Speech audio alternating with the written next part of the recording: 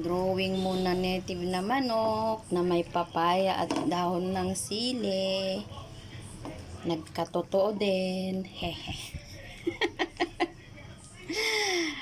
Agyaman nanay ika sa padala mong native na manok. May itlog pa oh. Yan. Pinadala talaga niya yung sinabi ko na gusto ko native na manok. O, diba? Saan ka pa dyan? Love na love talaga ako ni Nanay Ika ko.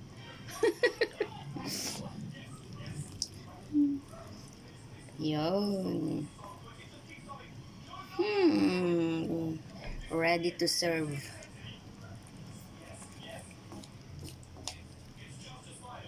Kimol. Kimol talaga. Bango.